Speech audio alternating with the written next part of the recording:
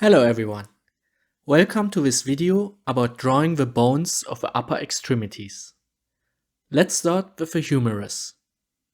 First, we draw the following shape.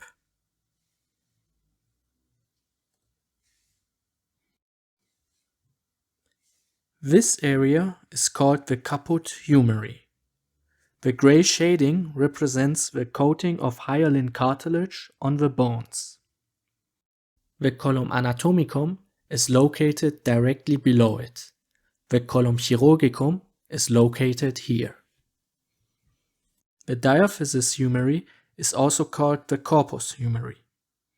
Next, we have the tuberculum majus and minus, which merge into their respective cristae. The crista tuberculi majoris continues as margo anterior.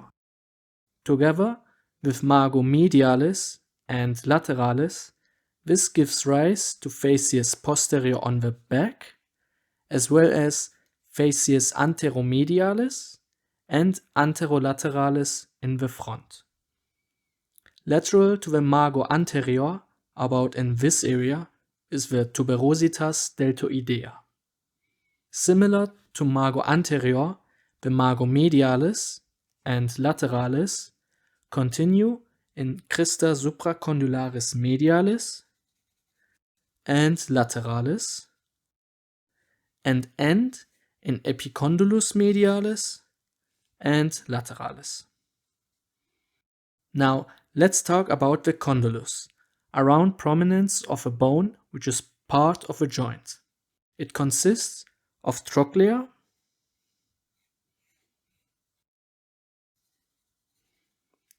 and capitulum humeri. Lastly, let's talk about the three fossae and three sulci of the humerus: fossa radialis, coronoidea, and on the back, fossa olecrani. These contain the caput radii and processus coronoideus ulnae during flexion of the elbow joint, as well as olecranon ulnae during extension of the elbow joint. And now the sulci. The sulcus intertubercularis between the two tuberculi, sulcus nervi radialis on the dorsal side, which I draw in finely here, and sulcus nervi ulnaris, also on the dorsal side. For completeness, I also mention the sulcus capitulotrochlearis.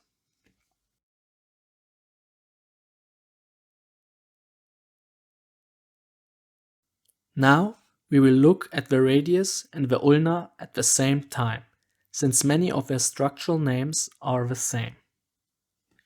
We start with the radius and draw its margo interosseus, anterior and posterior. The ulna has also a margo interosseus, anterior and posterior. Between margo anterior and interosseus is the facies anterior. Between margo posterior and interosseus is the facies posterior. Between margo anterior and posterior, the surfaces are called facies medialis and lateralis. Next, we draw the tuberositas and processus styloideus, as well as the incisura and circumferentia articularis on each of the two bones.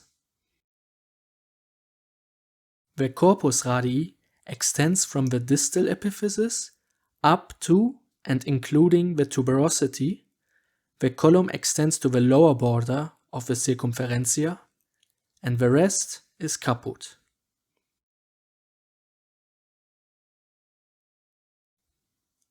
The corpus ulnae does not include the tuberosity, and the ulna has no column, only a caput.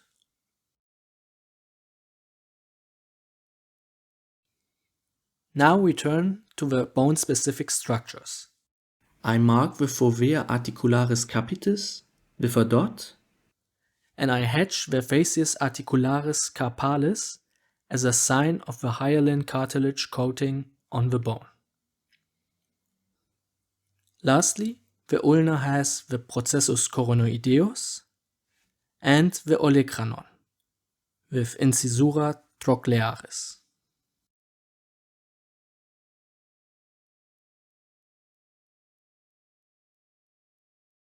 Now, a very brief description of the ossa manus. The ossa manus can be divided into 3 sections.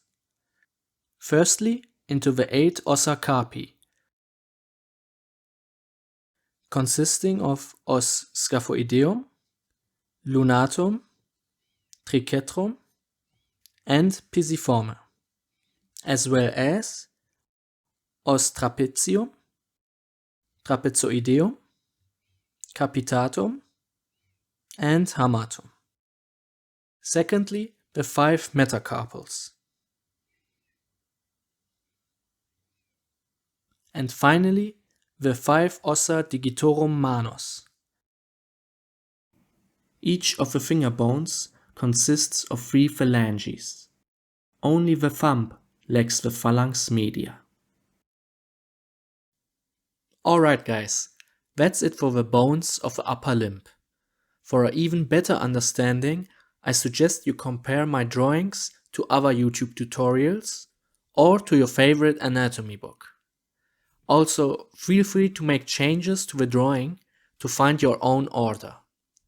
Because my order in the drawing is meant to be a suggestion on how to organize the anatomical terms, rather than a rigid guide.